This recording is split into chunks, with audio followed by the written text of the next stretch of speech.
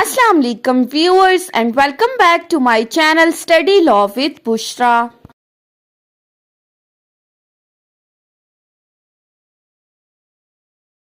So in today's video we are going to have a brief overview of leading constitutional cases included in Law Gate syllabus. हम already detail में तो इन cases को discuss कर चुके हैं, लेकिन आज की इस वीडियो में हम एमसीक्यूज के अकॉर्डिंग इन केसेस को डिस्कस करेंगे. But before starting the discussion, I request you all to please subscribe to my channel and don't forget to press the bell icon for latest updates. Do share this video with your friends and don't forget to comment your feedback. So let's move towards the discussion. So start करते हैं first two leading cases से. सबसे पहला है हमारे पास मौलवी Tamizuddin versus federation of Pakistan, और इसके साथ हम दूसरा केस डिस्कस करेंगे स्टेट वर्सेस 200 केस. अब सबसे पहले तो हम देख लेते हैं कि ये केसेस रिपोर्ट कब हुए थे. मौलवी Tamizuddin case was reported in PLD 1955 FC federal court page 240, जबकि स्टेट वर्सेस 200 केस रिपोर्ट हुआ था PLD 1958 SC supreme court page 533. सो अब हम आ जाते हैं मौलवी Tamizuddin versus federation of Pakistan के केस पर. इसमें जो हमारे पास बेंच ऑफ जजेस था वो टोटल 5 जजेस थे. 5 मेंबर का बेंच था जिसको लीड कर रहे थे चीफ जस्टिस मोहम्मद मुनीर. अब ये चीजें लॉ गेट के हवाले से इंपॉर्टेंट है कि कितने जजेस का बेंच था, उसको लीड कौन कर रहा था, और इन 5 जजेस में से जो डाइसेंटिंग ओपिनियन था, यानी कि बाकियों से हटकर जो मुनाफी फैसला दिया था, वो किसने दिया था? जस्टिस कॉर्नेलियस ने. और इस केस में हुआ क्या था कि मौलवी तमीजुद्दीन जो कि कॉन्स्टिट्यूएंट असेंबली के प्रेसिडेंट थे, उनकी असेंबली को डिसॉल्व कर दिया गया था बाय दी प्रेसिडेंट गुलाम मोहम्मद, जिस पर मौलवी तमीजुद्दीन की तरफ से चीफ कोर्ट ऑफ सिंध में रिट फाइल की गई थी. चीफ कोर्ट ऑफ सिंध ने डिसीजन दिया था मौलवी तमीजुद्दीन के फेवर में, और उसके बाद फिर गवर्नमेंट ने फेडरल कोर्ट में एक केस फाइल किया, जिन्होंने फिर डिसीजन दिया था फेडरेशन ऑफ पाकिस्तान के केस में. अब चीफ कोर्ट ऑफ सिंध में कौन कौन सी रिट्स फाइल की गई थी? Writ of quo warranto and writ of mandamus. उस वक्त गवर्नर जनरल कौन थे? गुलाम मोहम्मद. और जो केस का डिसीजन आया था वो कब आया था? 24 अक्टूबर 1954 को. सो लॉ गेट के लिए ये कुछ इंपॉर्टेंट पॉइंट्स इस एमसीक्यूज आपने याद रखने हैं कि कितने जजेस का बेंच था, चीफ जस्टिस कौन थे, डाइसेंटिंग नोट किसका था, कौन कौन सी रिट्स फाइल की गई थी, किस कोर्ट में फाइल हुआ था, डिसीजन किसके फेवर में आया था, पहली कोर्ट ने किसके फेवर में दिया, फेडरल कोर्ट ने किसके फेवर में दिया, गवर्नर जनरल उस वक्त कौन थे, केस का डिसीजन किस स्टेट को आया. सो ये तमाम चीजें आपको पता होनी चाहिए, तो आप इजीली पेपर को अटेम्प्ट कर सकते हो. अब हम दूसरी तरफ आ जाते हैं स्टेट वर्सेस 200 केस के ऊपर. अब इस केस में कितने जजेस का बेंच था? 4 मेंबर बेंच था, जिसमें चीफ जस्टिस वही हमारे पास मोहम्मद मुनीर थे. इस केस में भी डाइसेंटिंग नोट दिया गया था जस्टिस कॉर्नेलियस की तरफ से. सो मौलवी तमीजुद्दीन और स्टेट वर्सेस 200 केस में चीफ जस्टिस और डाइसेंटिंग नोट जिस जज की तरफ से दिया गया था वो बिल्कुल सेम है. सो आपके लिए याद रखना इजी हो जाएगा. अब स्टेट वर्सेस 200 केस में हुआ क्या था कि 200 ने लोरा लाई बलोचिस्तान के एक रेजिडेंट का कत्ल कर दिया था, जिसको फ्रंटियर क्राइम रेगुलेशन के सेक्शन 11 ऑफ FCR 1901 के अंडर डेथ पनिशमेंट सुनाई गई थी. उसके बाद 200 ने अपने इस केस को चैलेंज किया लाहौर हाई कोर्ट के अंदर और कहा कि 1956 का कॉन्स्टिट्यूशन तो इक्वालिटी के बारे में बात करता है, लेकिन FCR के अंदर तो कोई भी इक्वालिटी की बात नहीं है, लिहाजा इसको इनवैलिड डिक्लेयर किया जाए. लाहौर हाई कोर्ट ने इस FCR को इनवैलिड डिक्लेयर किया, जिसके बाद गवर्नमेंट इस मैटर को लेकर गई सुप्रीम कोर्ट में. सुप्रीम कोर्ट ने 2 वीक ऑफ अक्टूबर में इस केस की हियरिंग फिक्स की, लेकिन लेकिन उससे पहले 7 अक्टूबर 1958 को मुल्क में मार्शल लॉ इम्पोज हो गया और कॉन्स्टिट्यूशन एब्रोगेट हो गया। सो सुप्रीम कोर्ट ने इस मार्शल लॉ को वैलिडेट करते हुए कहा that it is the doctrine of the necessity. So first martial law validate हो गया, कॉन्स्टिट्यूशन की एब्रोगेशन वैलिडेट हो गई और 200 को डेथ पनिशमेंट सुना दी गई। सो इस केस में भी आपने क्या याद रखना है, बेंच ऑफ जजेस, chief justice, dissenting note, FCR 1901 का कौन सा सेक्शन था, लाहौर हाई कोर्ट ने किसके फेवर में डिसीजन दिया था और सुप्रीम कोर्ट ने किसके फेवर में डिसीजन दिया था। अब नेक्स्ट आ जाते हैं हम, नेक्स्ट 2 केसेस हैं Asma Jilani versus government of Punjab and इसके साथ हम डिस्कस कर लेते हैं Begum Nusrat Bhutto versus chief of army staff. अब ये 2 केसेस भी कुछ रेलेवेंट से हैं, सो हम इनको साथ में डिस्कस करते हैं। सबसे पहला जो केस है आसमा जिलानी का, वो केस रिपोर्ट हुआ था PLD 1972 SC supreme court page 139, जबकि इन कंट्रास्ट जो Begum Nusrat Bhutto versus chief of army staff है वो केस रिपोर्ट हुआ है PLD 1977 सुप्रीम कोर्ट पेज 657। अब आसमा जिलानी के केस में जो बेंच ऑफ जजेस था वो 5 मेंबर जजेस का बेंच था जिसको लीड कर रहे थे चीफ जस्टिस हामुदुर रहमान। सो आसमा जिलानी के केस में एक नया चीफ जस्टिस है जो कि है हामुदुर रहमान। अब केस में हुआ क्या था कि जो आसमा जिलानी के फादर हैं गुलाम जिलानी, उनको अरेस्ट कर लिया गया था by Yahya Khan under order 78 of martial law in Punjab. इसी के साथ एक और बंदी थी जरीना गोहर, जिसके हस्बैंड अल्ताफ गोहर को भी इसी ऑर्डर के अंडर सिंध में अरेस्ट कर लिया था। सो ये दोनों रिट फाइल की, इन दोनों ने सुप्रीम कोर्ट में रिट ऑफ हैबियस कॉर्पस अपने हस्बैंड के अरेस्ट से रिलेटेड।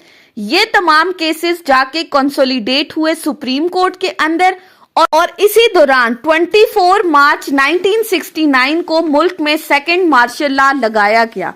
लेकिन सुप्रीम कोर्ट ने इस सेकंड मार्शल लॉ को अनलॉफुल डिक्लेयर किया, इनवैलिडेट किया और साथ ही साथ कहा कि इस वक्त डॉक्ट्राइन ऑफ नेसेसिटी एप्लीकेबल नहीं है, ये वक्त की जरूरत नहीं है। लिहाजा सुप्रीम कोर्ट ने आसमा जिलानी और जरीना गोहर के हक में फैसला सुनाया और उनके फादर और इनके हस्बैंड को रिलीज कर दिया गया था। सो जिस तरह 200 केस में डॉक्ट्राइन ऑफ नेसेसिटी एप्लीकेबल हुआ था, आसमा जिलानी केस में 200 केस को ओवर रूल करते हुए डॉक्ट्राइन ऑफ नेसेसिटी अप्लाई नहीं किया गया। नेक्स्ट है हमारे पास Begum Nusrat Bhutto versus chief of army staff. अब इस केस में जुल्फिकार अली भुट्टो को अरेस्ट कर लिया गया था chief marshal law administrator Ziaul हक की जानिब से, जिन्होंने, जो कि उस वक्त चीफ ऑफ आर्मी स्टाफ भी थे, चीफ मार्शल लॉ एडमिनिस्ट्रेटर की कैपेसिटी में उन्होंने जुल्फिकार अली भुट्टो को अरेस्ट किया था। इनके रिलीज के लिए जो रिट फाइल की गई थी वो थी रिट ऑफ हैबियस कॉर्पस और इस केस में जो जजेस का बेंच था वो कितने थे, 9 मेंबर जजेस थे जिनको लीड कर रहे थे चीफ जस्टिस अनवारुल हक। अब भुट्टो को अरेस्ट क्यों किया था? क्योंकि ये कहा गया था कि उन्होंने इलेक्शंस में धांधली की है। उन्होंने कहा that I am the PM so I want contest election, so उनको अरेस्ट कर लिया गया था। सुप्रीम कोर्ट में जब ये पिटीशन फाइल हुई तो सुप्रीम कोर्ट ने डिटेंशन ऑफ भुट्टो के अगेंस्ट जो है वो फैसला सुनाया। थर्ड मार्शल लॉ जो 1977 को लगा था उसको वैलिडेट किया और डॉक्ट्राइन ऑफ नेसेसिटी को इस केस में अप्लाई किया। सो आसमा जिलानी के केस में आपने याद रखना है डॉक्ट्राइन ऑफ नेसेसिटी अप्लाई नहीं हुआ था, जबकि बेगम नुसरत भुट्टो के केस में मार्शल लॉ को वैलिडेट करते हुए डॉक्ट्राइन ऑफ नेसेसिटी अप्लाई किया गया। अब उस केस में 5 जजेस का बेंच था, इस केस में 9 जजेस का बेंच था। दोनों केसेस में जो रिट फाइल हुई थी वो रिट ऑफ हैबियस कॉर्पस थी। आसमा जिलानी के केस में सेकंड मार्शल लॉ को इनवैलिडेट किया, जबकि बेगम नुसरत भुट्टो के केस में थर्ड मार्शल लॉ को वैलिडेट करते हुए डॉक्ट्राइन ऑफ नेसेसिटी अप्लाई किया गया। सो ये 4 केसेस हो गए। उसके बाद हम नेक्स्ट केसेस की तरफ आ जाते हैं। नेक्स्ट है Nawaz Sharif versus president of Pakistan. हम ऑलरेडी इन केसेस की डिटेल डिस्कस कर चुके हैं, मैं साथ साथ लिंक ऐड करती जा रही हूं। आप चाहें तो आप डिटेल में भी इन केसेस को स्टडी कर सकते हैं। और इसके साथ हम देख लेते हैं जफर अली शाह वर्सेस परवेज मुशर्रफ। अब नवाज शरीफ का जो केस रिपोर्ट हुआ था वो PLD 1993 सुप्रीम कोर्ट पेज 473, जबकि इसके साथ जो जफर अली शाह वर्सेस परवेज मुशर्रफ था वो केस रिपोर्ट हुआ था PLD 2000 सुप्रीम कोर्ट पेज 869। अब नवाज शरीफ के केस में क्या हुआ था कि 1993 में नवाज शरीफ उस वक्त मुल्क के प्राइम मिनिस्टर थे, जबकि प्रेसिडेंट थे गुलाम इसहाक खान। गुलाम इसहाक खान की जानिब से नवाज शरीफ की गवर्नमेंट को अंडर आर्टिकल 58(2)B डिसमिस कर दिया गया था। उनको प्राइम मिनिस्टर के ओहदे से हटा दिया गया था, असेंबलीज को डिसॉल्व कर लिया गया था। नवाज शरीफ अपनी इस डिसमिसल के रिजल्ट में रिट पिटीशन फाइल की अंडर आर्टिकल 184 सब क्लॉज 3। अब प्रेसिडेंट ने इनकी गवर्नमेंट को डिसमिस क्यों किया था? क्योंकि इन्होंने उनसे कहा था कि आपने मेरे अकॉर्डिंग कुछ मिनिस्टर से इस्तीफा लेना है, लेकिन नवाज शरीफ ने 17 अप्रैल 1993 की अपनी स्पीच में कहा कि मैं किसी से डिक्टेशन लेकर कोई भी फैसला नहीं करूंगा। सो इनकी गवर्नमेंट को डिसमिस कर दिया गया। 11 मेंबर जजेस का बेंच था सुप्रीम कोर्ट के अंदर, जिन्होंने इस केस की हियरिंग सुनी, जिसको लीड कर रहे थे chief justice Naseem Hasan Shah. Supreme court ने इस पिटीशन का जो डिसीजन सुनाया, उन्होंने प्रेसिडेंट की आर्टिकल 58(2)B के एक्ट को अनकॉन्स्टिट्यूशनल और इलीगल डिक्लेयर किया और ऑर्डर दिया कि नवाज शरीफ की गवर्नमेंट को रिस्टोर किया जाए, असेंबलियां बहाल की जाएं। अब इस केस में 10 जजेस ने मेजॉरिटी डिसीजन दिया था, जबकि एक जज जस्टिस सजाद अली शाह ने डाइसेंटिंग ओपिनियन दिया था, यानी कि वो इस मेजॉरिटी फैसले से मुत्तफिक नहीं थे। अब इसके कंट्रास्ट में आ जाते हैं जफर अली शाह वर्सेस परवेज मुशर्रफ, जिनमें हमारे पास जो बेंच ऑफ जजेस था वो 11 मेंबर का जो है वो बेंच था, जिसको लीड कर रहे थे चीफ जस्टिस इरशाद हसन खान। अब ये जो केस था ये डिसाइड हुआ था 12 मार्च 2000 को। अब इस केस में हुआ क्या था कि कारगिल वार के बाद प्राइम मिनिस्टर नवाज शरीफ और परवेज मुशर्रफ के ताल्लुकात आपस में कशीदा हो गए थे। नवाज शरीफ ने श्रीलंका के दौरे के बाद परवेज मुशर्रफ के जहाज को लैंड करने से रोक दिया गया था, जिसके बाद आर्मी ने इन रिजल्ट रिएक्ट किया, टेक ओवर कर लिया। परवेज मुशर्रफ ने PCO जारी किया, प्रोक्लेमेशन ऑफ इमरजेंसी ऑर्डर, अपनी चीफ एग्जीक्यूटिव की कैपेसिटी में। उन्होंने कुछ एक्स्ट्रा कॉन्स्टिट्यूशनल स्टेप्स लेते हुए असेंबलीज को डिसॉल्व किया और मुल्क में मार्शल लॉ इम्पोज कर दिया, जिसके रिजल्ट में जफर अली शाह ने सुप्रीम कोर्ट में अंडर आर्टिकल 184(3) एक पिटीशन फाइल की, जिनकी पिटीशन के ऊपर रिस्पॉन्स देते हुए सुप्रीम कोर्ट ने कहा कि ये मार्शल लॉ लगाना उस वक्त की जरूरत थी। सो उन्होंने मार्शल लॉ को वैलिडेट किया और साथ ही परवेज मुशर्रफ को 3 साल का टाइम दिया कि वो 3 साल के अंदर मुल्क की मईशत को बहाल करें, कंट्री के जो हालात खराब हैं उनको इम्प्रूव करें। ये केस भी हम डिटेल में डिस्कस कर चुके हैं। उसके बाद आ जाते हैं लास्ट 2 केसेस के ऊपर, जो कि है Asfandyar Wali Khan versus federation of Pakistan, और इसके साथ हम देख लेते हैं अल Jihad trust case, Al Jihad trust versus federation of Pakistan. Asfandyar Wali Khan versus federation of Pakistan जो केस रिपोर्ट हुआ था वो था PLD 2000 सुप्रीम कोर्ट पेज 607, जबकि इसके कंट्रास्ट में जो अल जिहाद ट्रस्ट केस है वो रिपोर्ट हुआ था PLD 1996 सुप्रीम कोर्ट पेज 324। अब असफनयार वली खान के केस में क्या हुआ था कि नैब ऑर्डिनेंस को चैलेंज किया गया था। अब इसमें जो बेंच ऑफ जजेस था वो टोटल 17 जजेस का बेंच था, जिनको लीड कर रहे थे चीफ जस्टिस इरशाद हसन खान।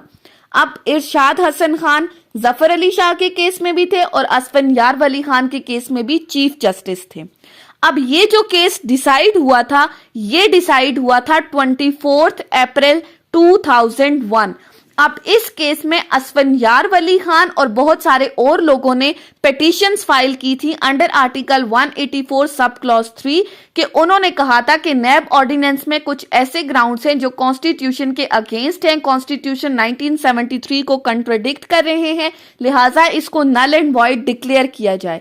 लेकिन सुप्रीम कोर्ट ने उन तमाम ग्राउंड्स का रिप्लाई देते हुए नैब ऑर्डिनेंस को वैलिडेट कर दिया और ये केस डिसाइड हुआ था नैब ऑर्डिनेंस के फेवर में और असफंयार वली खान के अगेंस्ट डिसाइड हुआ था। अब वो किन ग्राउंड्स पे सुप्रीम कोर्ट ने डिसीजन दिया था वो हम डिटेल में ऑलरेडी डिस्कस कर चुके हैं। नेक्स्ट है अल Jihad trust case. Al Jihad trust case is basically related to the appointment of the जजेस। अब इस केस में जो पिटीशन फाइल की गई थी वो इसलिए फाइल की गई थी कि जो प्रेसिडेंट है उनको चीफ जस्टिस ऑफ पाकिस्तान ने अपॉइंटमेंट से रिलेटेड एक नॉमिनेशन भेजा था जब लाहौर हाई कोर्ट में एक सीट वैकेंट थी। प्रेसिडेंट ने उस नॉमिनेशन को रिजेक्ट कर लिया था, जिसके बाद एक पिटीशन फाइल की गई थी अंडर आर्टिकल 184 सब क्लॉज 3, जिसको 4 मेंबर जजेस का एक बेंच था जिन्होंने इस केस को सुना था, जिसको लीड कर रहे थे चीफ जस्टिस पीर सजाद अली शाह। और इस केस का फैसला सुनाते हुए चीफ जस्टिस ने ये कहा था कि जो रोल ऑफ एग्जीक्यूटिव है इन जुडिशियल अपॉइंटमेंट उसको रिड्यूस किया गया, कंसल्टेशन के वर्ड को डिफाइन किया गया था और क्योंकि सारा जो मामला था वो वर्ड कंसल्टेशन से रिलेटेड था, लिहाजा इस वर्ड को डिफाइन किया गया। आर्टिकल 171 और आर्टिकल 193 का हवाला देते हुए अपॉइंटमेंट ऑफ द जजेस को बताया गया कि आर्टिकल 177 में सुप्रीम कोर्ट की अपॉइंटमेंट में chief justice of Pakistan president को नॉमिनेशन भेजेगा, जबकि 193 में हाई कोर्ट की जजेस की अपॉइंटमेंट के लिए chief justice of Pakistan, governor of the province और उस रेलेवेंट हाई कोर्ट का चीफ जस्टिस इंक्लूडेड होगा। और साथ ही साथ उन्होंने ये कहा कि president without any solid reason किसी भी नॉमिनेशन को रिजेक्ट नहीं कर सकता और इस हेलमार्क जजमेंट कहा जाता है। कंसल्टेशन के वर्ड को डिफाइन करते हुए कहा कि that consultation should be census oriented, purposes and effective. So ये था अल जिहाद ट्रस्ट केस में कुछ इंपॉर्टेंट पॉइंट्स थे जो आपने याद रखने हैं। सो ये थी हमारी आज की डिस्कशन लीडिंग कॉन्स्टिट्यूशनल केसेस के ऊपर, जिनमें हमने लॉ गेट के हवाले से इंपॉर्टेंट पॉइंट्स को डिस्कस किया है। डिटेल हम ऑलरेडी डिस्कस कर चुके हैं, लेकिन अगर आप लॉ गेट के से पहले एक बार ये वीडियो देख लेते हैं तो आप इजीली लीडिंग कॉन्स्टिट्यूशनल केसेस के तमाम एमसीक्यूज को सॉल्व आउट कर सकते हैं। आपने सिर्फ याद क्या रखना है, बेंच ऑफ जजेस कितना था, चीफ जस्टिस कौन था, कौन सी रिट फाइल हुई थी, केस किसके फेवर में डिसाइड हुआ था, किसके अगेंस्ट डिसाइड हुआ था, किस चीज को वैलिडेट किया था, किस चीज को इनवैलिडेट किया था। सो आई होप कि आपको ये लेक्चर समझ में आया होगा। अगर आपने इस वीडियो को अटेंटिवली सुना है तो अगर आपको ये वीडियो अच्छी लगी है तो इस वीडियो को लाइक करें, कमेंट करें और चैनल को जरूर सब्सक्राइब करें। अगर किसी भी किस्म की कोई कंफ्यूजन है तो आप कमेंट्स के जरिए मुझसे पूछ सकते हैं। Thank you so much for watching this video. Till then, अल्लाह हाफिज।